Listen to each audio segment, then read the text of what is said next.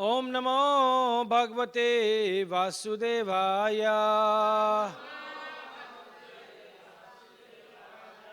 ओम नमो भगवते वासुदेवाय। नारायणं नमस्कृत्य नरं चैव नरोत्तमं देवीं सरस्वतीं व्यासं ततो जयमुदीरये। नष्टप्रायेषु अभद्रेषु नित्यं भागवत सेवया भगवतीरुत्तम श्लोके भक्तिर्भवति नैष्टकी। कृष्णाय वासुदेवाय देवकी नंदनाय च नंदगोपकुमाराय गोविंदाय नमो नमः।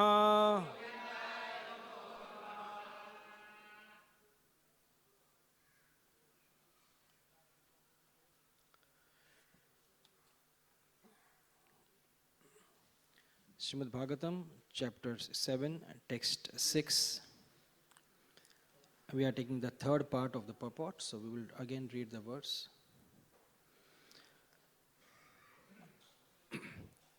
Tvam tu sarvam pratijaya sneham swajana bandhushu maya aveshya manaha samyak samadrik vichashava gam tvam tu sarvam parityajya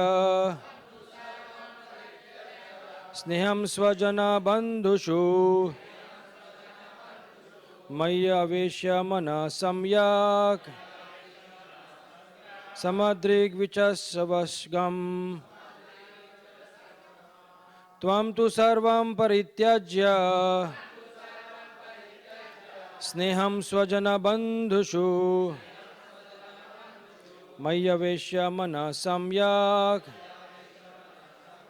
samadrik vichasavagam tvam tu sarvam parityajya sneham swajana bandhushu maya aveshya mana samyak samdrik vichasavasyagham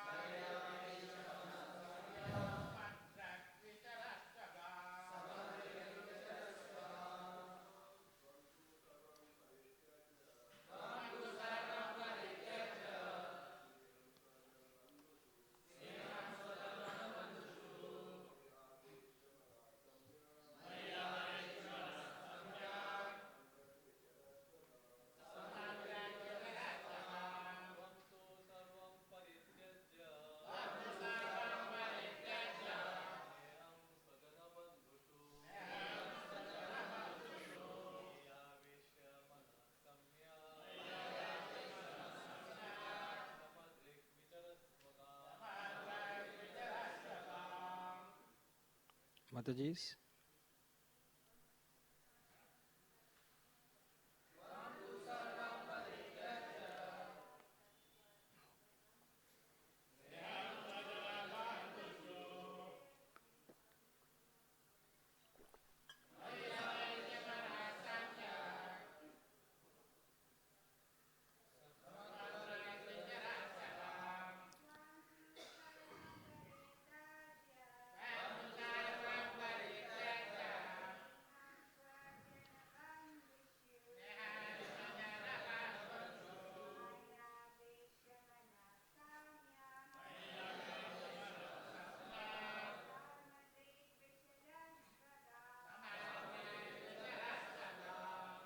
Tvam, you, tu, In fact, sarvam, all, parityajya, giving up, sneham, affection, swajana bandhushu, for your relatives and friends, mai, in me, the Supreme Personality of Godhead,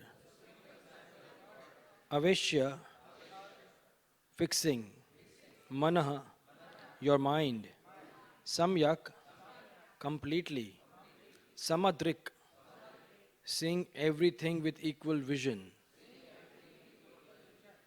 vichashravaha, wander, gham, throughout the earth. Translation: now you should completely give up all attachment to your personal friends and relatives and fix your mind on me. Thus, being always conscious of me, you should observe all things with equal vision and wander throughout the earth. Purport by the disciples of His Divine Grace, Srila A.C. Bhaktivedanta Swami, Srila Prabhupada. The third part of the purport, since it was a very large purport, it was divided into three. This is the third and the last part. The sincere servants of Chaitanya Mahaprabhu are vigorously endeavoring to spread this Krishna consciousness movement for the pleasure of their spiritual master and Lord Krishna. At the present time, thousands of devotees in Krishna consciousness movement in all parts of the world are working long hours under difficult conditions to distribute transcendental literature and thus enlighten the general populace. In this effort, the devotees have no personal motivation but are simply desirous of pleasing their spiritual master by distributing his books. The people who receive this literature usually have no previous experience of Krishna consciousness, yet they are so impressed by the purity of the devotees, they meet them eagerly purchase the books and magazines. In order to execute the tremendous task of spreading Krishna consciousness, the devotees are tirelessly laboring day and night because they are on the platform of loving devotion. Although superficially such busy devotees may occasionally not think directly of the lotus feet of Krishna, such loving devotion will undoubtedly take them back to Krishna's lotus feet.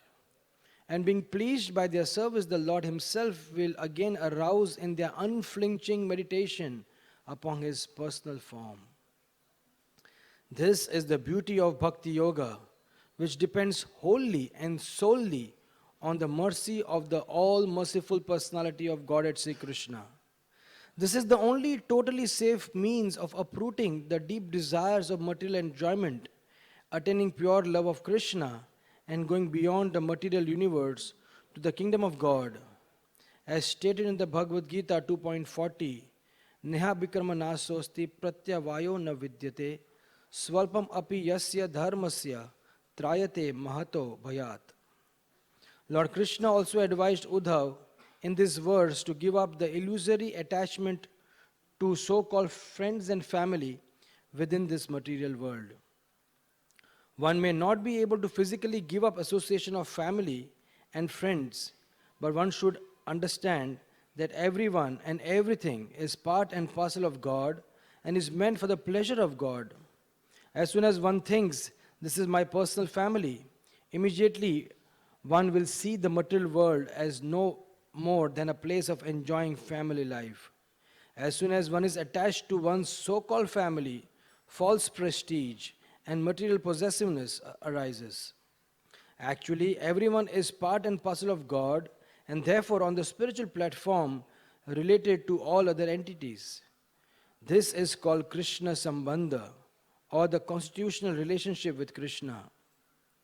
It is not possible to advance in the highest stage of spiritual awareness, at the same time maintain a petty material concept of society, friendship and love. One should experience all the relationship on the higher spiritual platform of Krishna Sambandha, which means seeing everything in relation to Lord Krishna, the personality of Godhead. One who is situated in his constitutional relationship with Krishna can see all things in relation to Krishna. He thus gives up the mundane urges of the body, mind, and speech and travels throughout the earth as a devotee of the Lord. Such a highly elevated personality is called Goswami, or the master of the senses. This stage is described in the Bhagavad Gita 18.54 by the words Brahma Bhuta Prasannatma. On the spiritual platform, one attains complete satisfaction. Om Jnana Timirandhasya Jnananjana Shalakaya Chakshurun Militam Yena Tasmai Shri Guruve Namaha. Nama Om Vishnu Padaya Krishna Prestaya Bhutale Srimate Bhakti Vedanta Swami Iti Namine. Namaste Saraswati Deve Gauravani Pracharine Nirvishesha Shunyavadi Paschatya Deshatarine Vanchakalpa Tarubhyascha Kripa Sindhubhya Evacha Patita Nam Pavanebhyo Vaishnavebhyo Namo Namaha. Namo Mahavadanyaya Krishna Prema Pradayate Krishnaya Krishna Chaitanya Namine Gauratvishe Namaha. He Krishna Karuna Sindhu Deenabandhu Jagatpate Gopesha Gopika Kanta Radha Kanta Namostute Kanchana Gaurangi Radhe Brindavaneshwari Vrishabhanu Sute Devi Pranamami Hari Priye. Jaya Shri Krishna Chaitanya Prabhu Nityananda Shri Advaita Gadadhar Shivas Adi Gaura Bhakta Vrinda. Hare Krishna Hare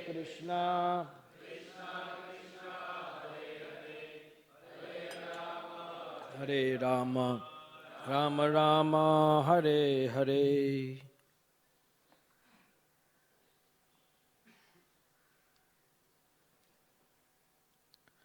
Hare Krishna. So, it's a wonderful occasion again to have the chance to discuss Srimad Bhagavatam, and that too a very, very special, wonderful discussion. Of course, in Bhagavatam, everything is special. Every word is special. Bhagavatam is basically a scripture which is discussions between some very, very special personalities. We have been students of the Bhagavatam, going through all the 10 cantos. We have reached the 11th canto. Very interesting. It's been a long journey for those who have been hearing from the first canto of Bhagavatam. Madan Gopal Prabhu, when was it we started the first canto? 96. So it's been almost, close to more than 20 years. This whole journey is going on, and now, sorry? Little before. Yeah. So I think it is a wonderful journey, to be a student of Bhagavatam and going through all the wonderful discussions. And here, we are having a very interesting discussion between Lord Krishna and Uddhav. As we all understand that, while Arjun is rather very, very dear to Krishna, Krishna spoke the Gita to him because he said, because you're my very dear friend, Krishna says. I give this knowledge because you're my dear friend. And Arjun was such a dear friend that we know the episode where Arjuna took that vow that I will kill Ashwathama. No, not Ashwathama. I will kill Jayadratha. And if I don't kill him tomorrow till sunrise, then I will enter into fire. And if you read the Mahabharata, Arjuna takes this vow then he goes to sleep because he has to be ready for the next day's war. But there are practically the big book that we have, close to 20 pages, if not more. I was reading, I remember. 20 pages describing the condition of Krishna when Krishna was in his room that day, that night. And there's only one line, Arjuna went to sleep after taking that vow. But what was Krishna going through? He was tossing and turning and tossing and turning. He couldn't sleep. He was so much in anxiety. And it's described, pages and pages of Krishna thinking that what will be the world without the presence of Arjuna on this world? And that this world will be completely jury void. Krishna is telling, and we say that, this whole world is a jury void without Krishna. But Krishna has to recite something also, right? What is void for him? And without devotees, the whole world is void for Krishna. And if you read, it's very interesting how Krishna is describing. It will be unlivable, unthinkable to really see this earth not having the presence of Arjuna. And he was so anxious. He was so much in trouble, so much in agony, that late night, in almost right early morning, it could be, he called for Daruka. He said, Daruka, come. And maybe it is midnight, late, much. And he said, Daruka, keep my chariot ready, keep my saranga bow ready, and keep all my weapons ready. He said, and how come? You're taking a vow? I said, no. I said, if Arjuna not is able to kill Jayadratha, then I will kill him. And when I shout, just come and get my... So, of course, it's a beautiful discussion, and then really it is heart-melting. So that's why we said that Krishna never becomes anxious, because Krishna is always a source of happiness. How can the source of happiness become anxious? But Krishna does become anxious. When the Lord becomes anxious, when the devotee is in trouble.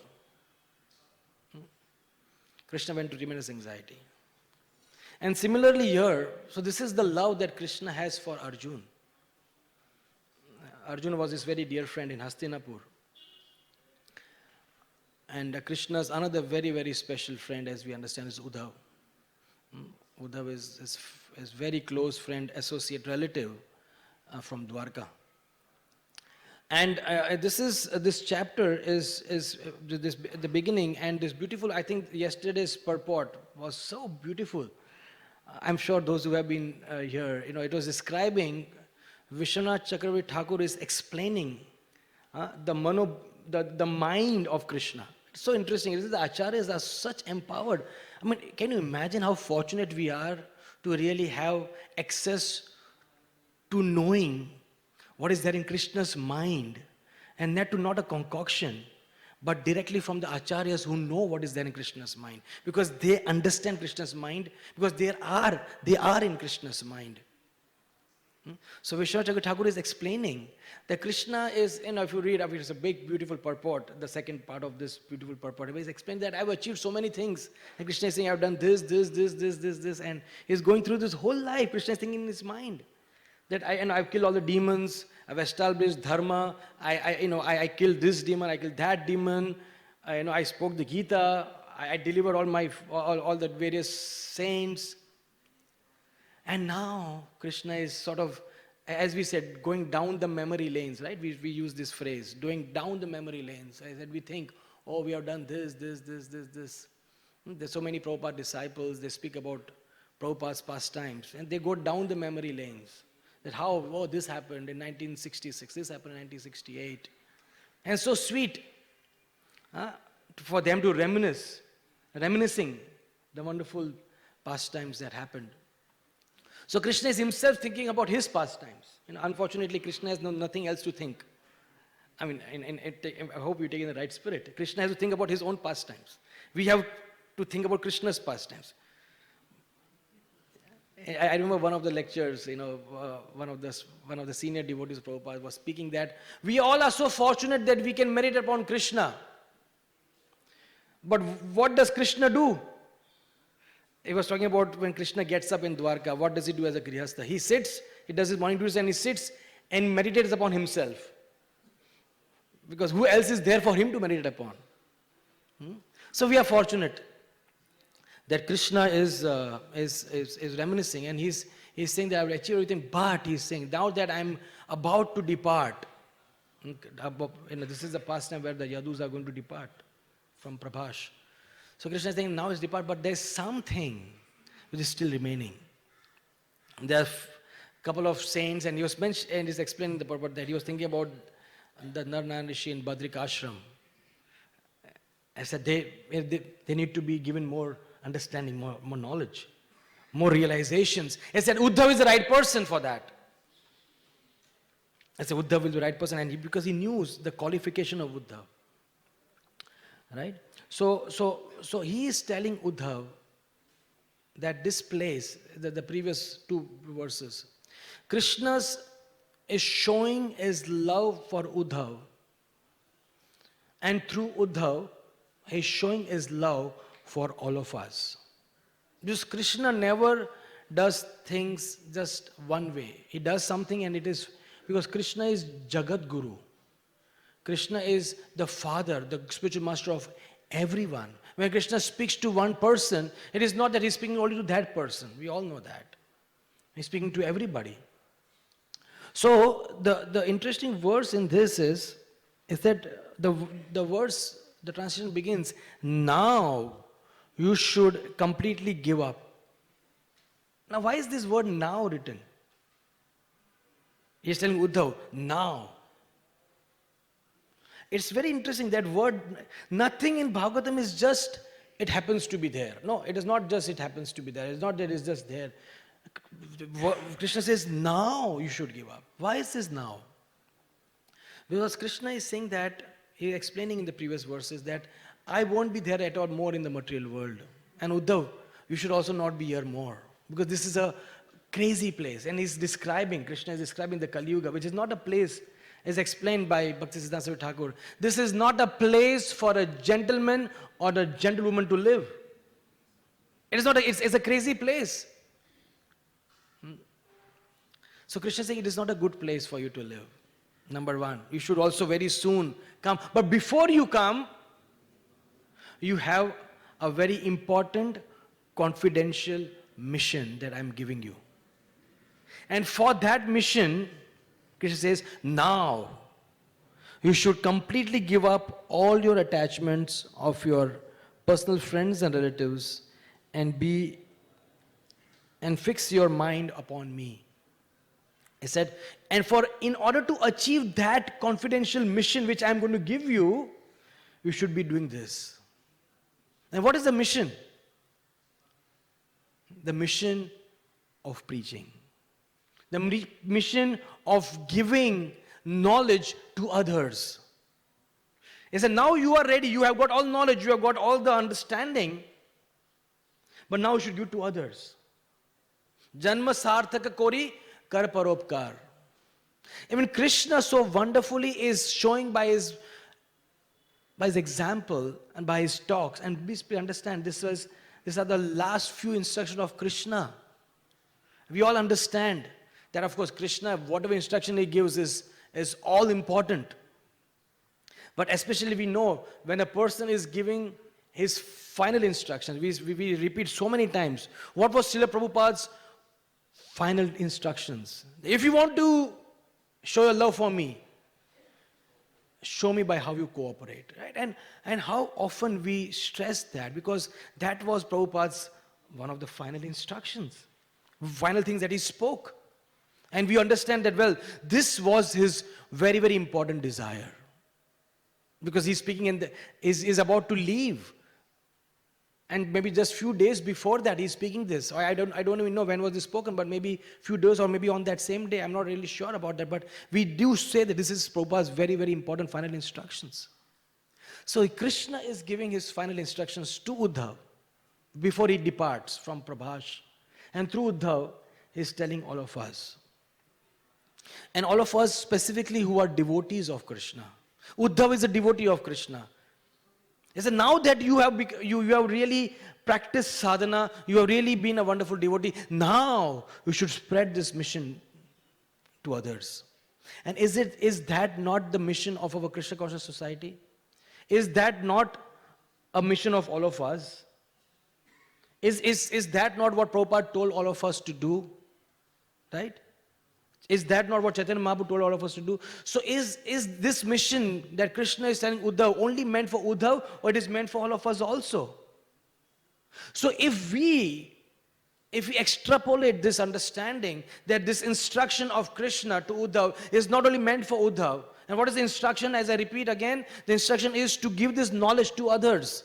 Krishna said, I couldn't give it to many people, now you give it on my behalf. Right? That's what the purpose is, Vishwachakra Thakur explains. So there are so many people in this world who are not fortunate of receiving this instruction, and Krishna's desire, Mahaprabhu's desire, Srila Prabhupada's desire is that we who are now devotees of Krishna give that message, give that knowledge, give that understanding, give that lifestyle to others. And in order to do that, the word uses now, because it is to be done now. And what is to be done now, from now on? If we are doing it, it is very good, continue doing it. If we are not doing it, remember what to do. And what is that? Give up all attachments to your personal friends and relatives and fix your mind on me. That is the instruction Krishna is telling us. If we need to be pracharaks, if we need to be missionaries in Srila Prabhupada's mission, this is what is required to be done.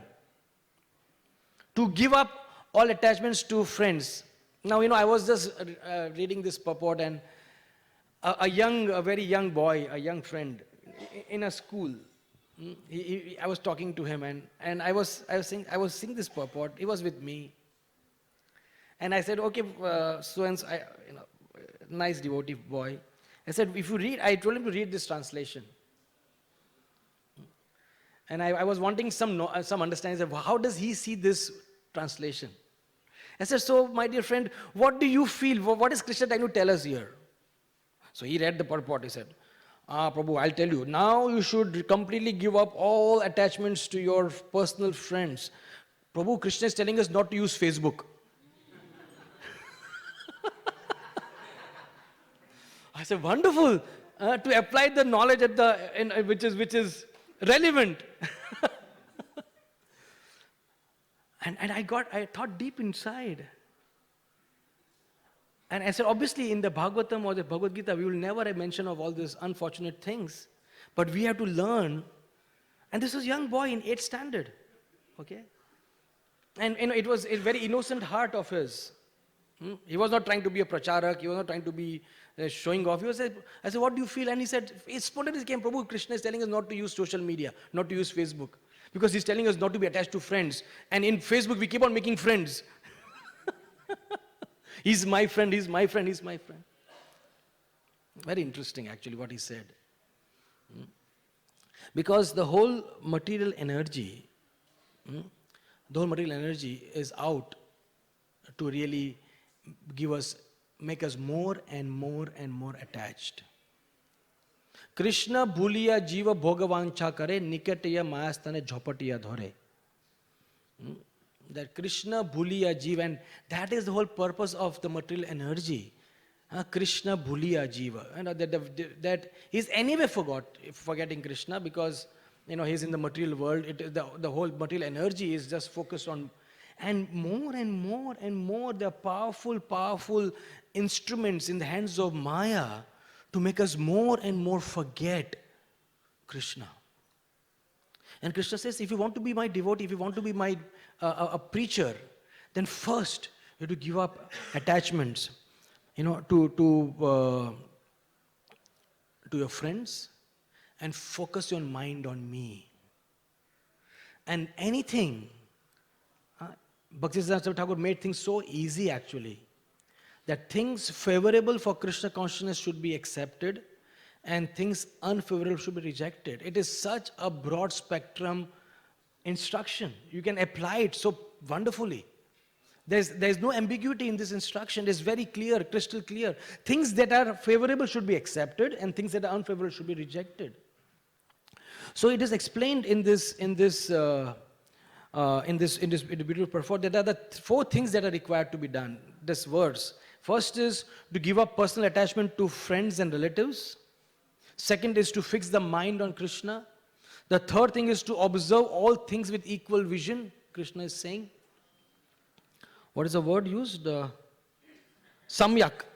Samyak, right? No, samyak is giving up. Samadrik. Samadrik. Samadrik means to see with equal vision. And wander throughout the earth. Just four things Krishna is telling.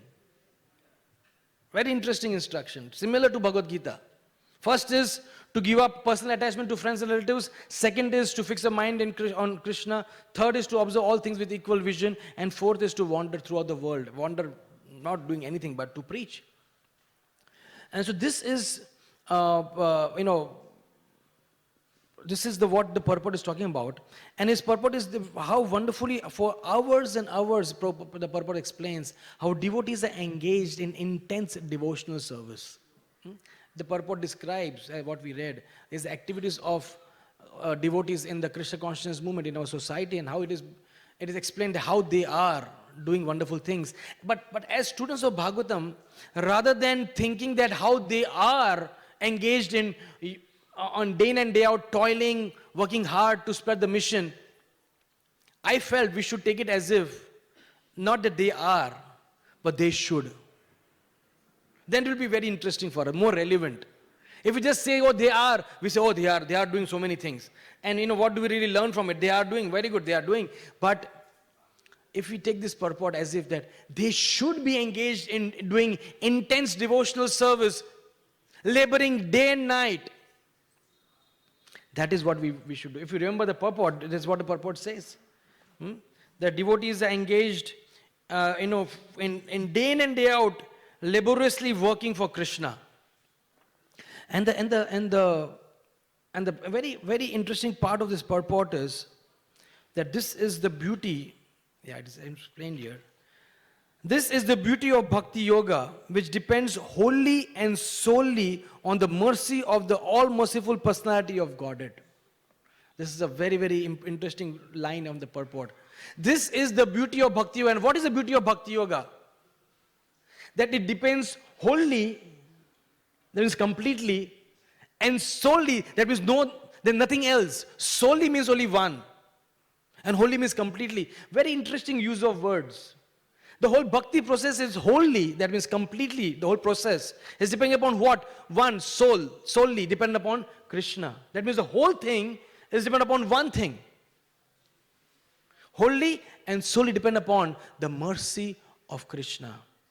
And very interesting word is used, the mercy of Krishna, who is also all merciful. Many times there are many things dependent upon many people in this material world. We depend on the mercy of the people. Oh, only if he is merciful, he will do this. But are those people all merciful? No. There's only one person who is all merciful, that is Krishna. Can you imagine the Bhakti Yoga is dependent upon the all merciful personality of Krishna. So the aspect of mercy is very, very interesting. Tell me honestly, when, before we all became devotees, or rather for those who are interacting with people who are not yet fortunate to be, part of the being devotees of the Lord, how many times in their communications or in their language do they use this word mercy? Has anyone used, in the best of corporate talks, have you ever heard the word mercy in any of these talks? Anybody? If those who are working in corporates, does your manager say, or your person says, I'm dependent upon the mercy of my manager? I mean, this mercy word is never used. It's not there in our, it's not a word used at all. Why? If we analyze it, I was thinking about it, why people don't use the word mercy? Because this world, there could be many reasons, but I could think of at least two. First is, it is very difficult to understand the word mercy, because with the whole mentality of this world is revenge. That I will get him or her. If somebody is not doing something rightly, when does one require mercy? Let's be very clear. We require mercy when something is not done properly, or you don't deserve something and you still have to get it. Then the only way you can get something which you don't deserve, you're not worked hard, is when that somebody is merciful, right? A beggar comes and he knows that he doesn't deserve. Because what is he doing for you? Nothing. But still he's saying, paisa, paisa, paisa, bakshish, give me some Lakshmi. Why? Because he knows that the only way he can get money is if you are merciful. So all he's trying to do is invoke your merciful nature. And the way he or she does it is through different gestures, different words. Book lagaya, paisa nahi hai, all different things. Oh, if you feel bad, they beat their chest or they beat their stomach or whatever they do, just so that they can invoke your mercy. Because they know it, that, I'm not doing anything for these people. I'm just sitting on the side of a street, not doing anything. So I don't deserve anything. The only way I can get something, and I desperately need that, where I need some money to survive, and the only way I can get it is if these people are merciful. And all I can do is just invoke their mercy. But the whole world is talking about revenge. There's no question of mercy. If you've not done something right, if I've done something wrong, I will take my revenge. Or the other side is, there is something what is called mundane righteousness, I thought. Mundane righteousness, that, okay, if he gets what he deserves and not a penny more or not a penny less, because I'm a righteous person. Whoever he is, I don't care. He will get what he deserves. Sort of equality in society. We talk about equality. Secularism. Everything is secular, is equal. These are all very, very nice words to use in governance. But not useful. Right? So because the whole world is filled with mundane equality, mundane righteousness, the concept of mercy is gone. The world is filled with communist understanding, socialist understanding, capitalistic understanding, and there is absolutely no understanding of the word mercy, because mercy does not exist in either capitalism, socialism, or any of these things, any of these isms. Doesn't exist. But it is capitalism is hard-heartedness. I make money at any cost. Socialism means being equal. He gets what he wants. Everybody gets equal. Whoever he is, he gets equal. There's no question of mercy. The problem with all these isms is there is no gradient. Now you will say, what is this gradient? Because mercy as a word is liquid. When we say mercy, what? We say mercy flows. You don't say mercy is packed. It's not like a solid thing. It is packed in a box. You don't pack mercy, right? And it says, okay, I'll pack a mercy and send you mercy. As a guru, please pack mercy and send to me. We don't say that. As a guru, please let the mercy flow. You understand? It's not a solid thing. It is liquid. Right? So mercy flows. When does something flow? When the recipient is on a lower gradient and the giver is on the higher gradient. Then there's a flow. If there is no gradient, if there's no potential difference, as we understand from physics, there's no flow. So the whole concept of fallenness is seen as a taboo in this world now. How can you think that you are fallen? How can you think that you are less? They will take you to a psychiatrist if you start talking about this too much. I said there's something, you are mentally deranged. If I was discussing with one of our very close friends who is a very, very successful psychiatrist who is becoming a devotee. And we're discussing the Sikshastakam. And he said that, I said, believe me, if I was not a devotee and if I read Sikshastakam, I would find that this whole movement is a movement of people who are mentally deranged. And they're talking about, Trinadapi Suni Chena, Tharo Reva Saish. I said, what sort of craziness is this? They're making you feel something useless? I mean, they're completely shattering your self-esteem. He said, I would treat such people Such people will come, I will treat them. He said, come on, you are great. You have faith in your own self-esteem. What is this, Trinadapi Suni Chena, that you are more fallen and more you should be more tolerant? I said, give the person back if he hits you.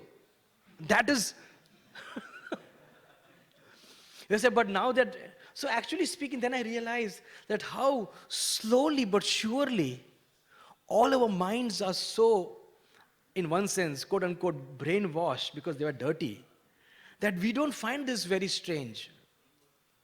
Because, it's just a normal thing where we live. But actually speaking, this is a revolutionary philosophy of Chaitanya Mahaprabhu. 99% of the people in the world, they can't even fathom to even begin to understand what is this philosophy. It's very, very amazing.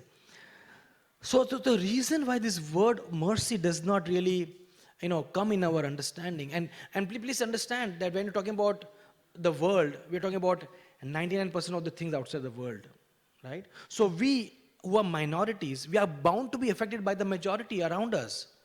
How long can you be inoculated? It will affect us, it will sneak into us, right? So we also, devotees also understand the importance of mercy, right? Devotees, in all our talks, we talk about mercy of the Dham, mercy of the spiritual master, mercy of the Vaishnavas, mercy of the holy name. Everything is mercy for us, right? We are seeking mercy. We are desperately seeking mercy. So when I talk of mercy, I just reminded about how devotees, they take this understanding of mercy to a completely different level. I hope you don't mind, I share something which I heard almost on the third or fourth day of my Krishna consciousness. I came to temple, and there are two devotees talking. Maybe I've shared with few of people, two devotees talking, and as one devotee said, Prabhu, please give me your mercy. And believe me, I was from a college, quite trained into being a forward-thinking person. So I found this discussion interesting. It was, as I said, just not even a week of my being a devotee. Or I was trying to be a devotee, of course. I was just not yet a committed devotee. So I came and I saw one devotee say, Prabhu, please give me your mercy. So others said, no, Prabhu, I need your mercy. I'm sure this is something which we say so often, right? So the other devotee said, no, Prabhu, I'm very fallen. So of course, this, for all of us as being devotees for so long, this is all usual, right? I mean, this is all usual discussions, we hear it so often. But believe me, for me, when I was this was all new. So I was hearing with rapt attention. Because this was completely a language that I never heard. And I'm sure many of you also, when you first heard this language, as devotee have their own language, lingos. You must have heard, this is interesting language. So all this mercy, and then said, Prabhuji, I'm fallen. So the other devotee said, Prabhu, I'm more fallen than you. So I found this, I'm not a bit exaggerating. This is absolutely verbatim I'm narrating. The other devotee said, Prabhu, I'm so fallen, I'm like the worm in the stool. I said, my God. I said, you don't talk such things in public, right? I mean, of course, we have Krishna's Kavita Goswami speaking in Chaitanya Charitamrita, and I later on came to know that this is something which is written in the highest scripture. So I felt a little embarrassed. I said, what is this person saying? I said, I'm worm in the stool. Because then I started picturizing,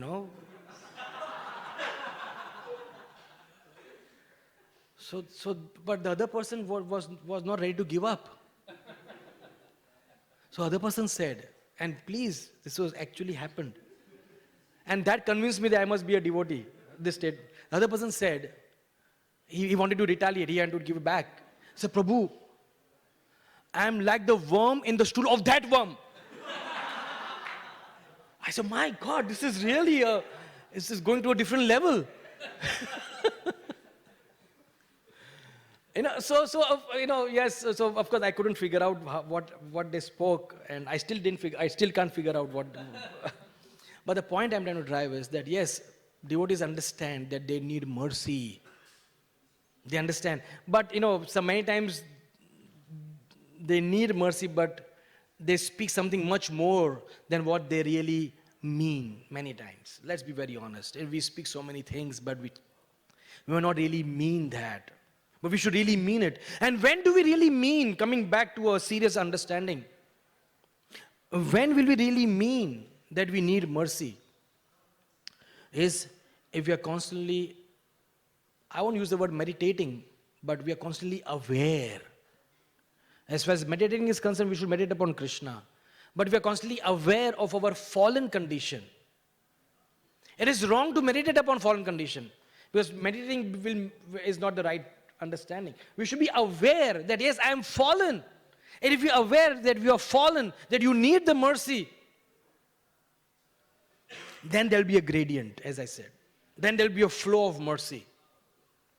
Otherwise, there cannot be a flow. So what is that one thing which really comes in between this understanding of being, being fallen? We all understand that.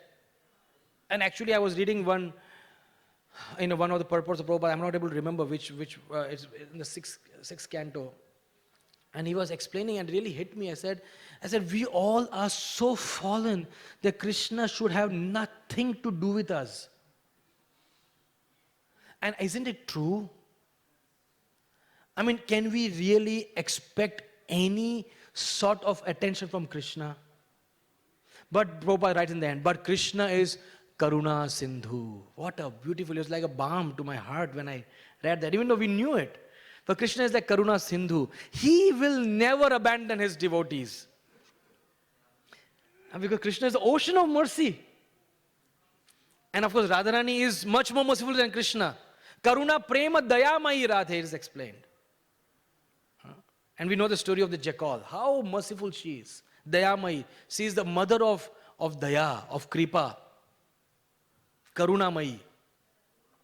So Krishna, Srimad Radharani, they are the ocean of mercy. Actually, they should have nothing to do with us. Yes, we are like people who have done such abominable things in our lives. Like if somebody does something abominable, I still know of people, parents who they think that their children have done something abominable. For decades, they don't even talk to the child. I said, get out. And it's not the child has done something horribly wrong. But they can't just take it. There's nothing to do with the child. That's mundane father and mundane parents. And the child has not done something horribly. But what we have done something, we have revolted on Krishna. We have many times we have challenged his existence actually. So Prabhupada has explained that Krishna has nothing to do with you. Let's think about this. Actually, Krishna has nothing to do with us. But Krishna is still so kind to us. He's giving us all the mercy. He's giving us all the facilities to be his devotee. He's allowing us to hear Bhagavatam. He's allowing us to have his darshan. And that was a beautiful darshan. Just so that we can get attracted to his heart. So we have to be constantly aware of our patit condition. Braj Bihari Prabhu, my dear friend, we made a very beautiful statement many years back. It is still very, very, very deep in my understanding. He said, Krishna or Chaitanya Mahaprabhu is patit pavan, but he is not kapata pavan. If you are patit, you will get the mercy. But if you are duplicitous, kapti, you will not get the mercy. Very interesting statement. Of course, it doesn't mean that you remain patit. But even if you are patit, you are fallen, and you recognize that you are fallen, Krishna is patit pavan. His mercy will come because that's what the meaning is. He delivers fallen people. So you will get the mercy. But Krishna hates duplicitous people, kapti. Those who are duplicitous, kapata. Kapat means duplicity. And if you see the reason why we don't attract mercy, what is that thing that comes? Many things, but one thing that really comes in between is duplicity. To show something what we are not. To show to the world and to show the people, well, this is the way I am. And you are not, you are fallen. You are in difficulty. You are struggling. But you want to have a particular image about yourself. After spending few years, this happens much more, actually. Because you want to create an image of yourself that this is what the world should see me as I am. I mean, one should see me as I am not actually. Because I am not. So as I always see that this is the level you want to reach, this is the level you are. One way to work is work very hard to reach this level. The other way is to, as we say, to fake it. To show the world that I am here, but actually you are here. And the problem is, when you fake it too much, you start believing you are here when actually you are here. And that's the worst thing. And when you start believing you are so-called advanced when you are not, there's no gradient, there's no potential, there's no flow of mercy. And that's where the second part of the purport, I'll take another 5 minutes. The second part of the purport comes where it is explained. Krishna Sambandha, to see everything in connection to Krishna. Krishna is saying, Uddhav, to give up all your attachments. And the purport is explained. It is not easy to give up attachments. Right? Is it easy? I mean, we all are struggling. And whether we have no hair or we have a lot of hair, we have white or brown or orange color clothes. We knowing that we are struggling. It's not easy to give up attachment. And that is why we say that the most powerful understanding that Chaitanya Mahaprabhu has given us is the understanding of Yukta Vairagya. We say, oh, this is a powerful thing. Don't give up anything which can be used in Krishna's service. Nirbandha Krishna Sambandhe, Yukta Vairagya Uchyate. Is that? That Yukta Vairagya principle is things which can be used in Krishna's service, Krishna Sambandha, should not be given up. But let's think of these two understanding. One is the Yukta Vairagya principle, another is the principle that Prabhupada has given, simple living, high thinking. It is actually a double-edged sword, this Yukta Vairagya principle. Krishna Sambandha, everything that can be used in Krishna's service should be used, but not in our service. Krishna Sambandha. And that's where the cuptiness or the duplicity comes into picture. Where, unfortunately, the mind starts really convincing us that how you're using this for Krishna's service. So one of the devotees was saying that one of the biggest problems in today's day and age is this: today's day and age, they induce everyone to brag about themselves. Again, coming back to social media.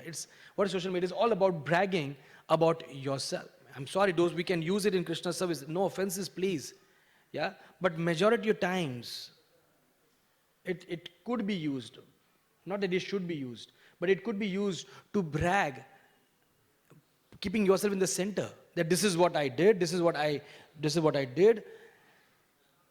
I mean, that's exactly what social media and that's the whole world is gearing towards that.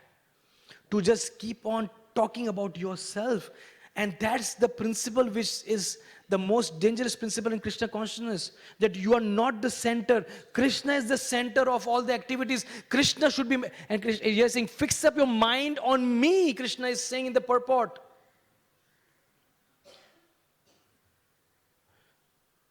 And till the time you don't fix up your mind on Krishna, what is I explain in the end? What is it?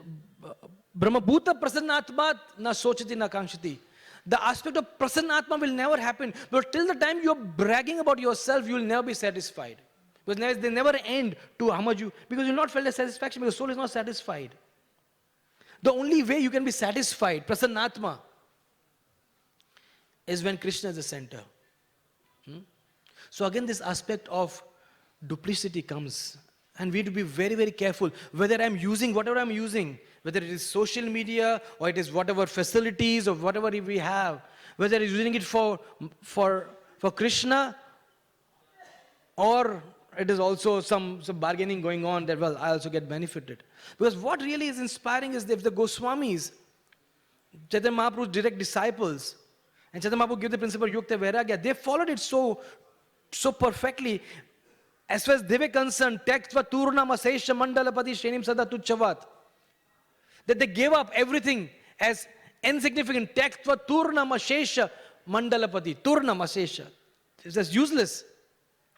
And who were they? They were Mandalapatis. They were big landowners. All of them. All 6 of them. But But for Krishna, they made very, very, very opulent temples. Kopina kanthasrito, they were wearing kopins. So I think that's very, very interesting, and that's what the Bhagavatam is constantly teaching us. That the principle of Krishna Sambandha has been stressed in the purport again and again, 3-4 times. We have to be constantly be aware whether this is being used in Krishna Sambandha or it is my Sambandha, it is for me. And Krishna said, till the time you are not doing it for Krishna, then you'll be attached, and attachment will cause bondage, and bondage will not allow us to get the mercy of the Lord, that is which is required to really do whatever we are doing. And today is the day we seek the intense mercy of our most prominent Acharya, Madhvacharya. Today is his Disciples' Day. It is a day to seek mercy. The direct disciple of Vedavyas. It is on this day, in this the month of Magh, he was sitting on his favorite seat in Udupi, in the Anant Padmanabh temple, Ananteshwar temple. I'm sorry, Ananteshwar temple. He was sitting on his seat, and he was speaking on his most favorite Aitreya Upanishad.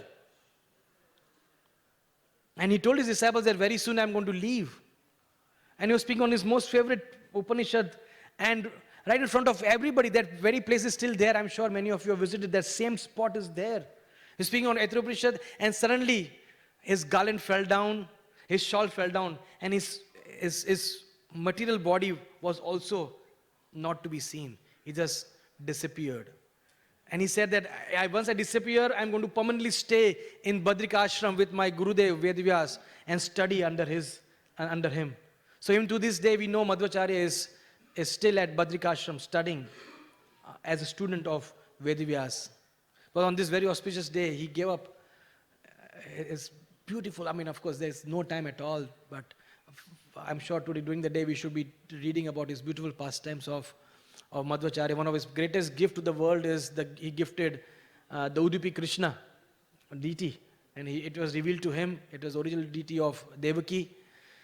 Mother Devaki worshipped Krishna's mother, and now he's worshipping, and we still see the wonderful Saivites, wonderful 8 mathas worshipping the same Udupi Krishna with same enthusiasm and same strictness.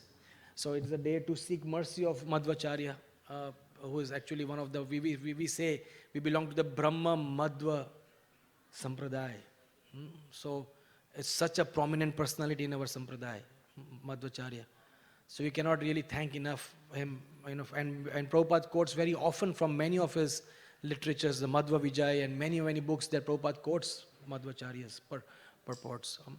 So I think it's a time to seek mercy of Madhvacharya, and thank you very, very much, and sorry for going little over time. Granth-raj Srimad Bhagavatam ki, Jagat Guru Srila Prabhupada ki, Sripad Madhvacharya ki, Nitai Gaur Premanandi. Hare Krishna.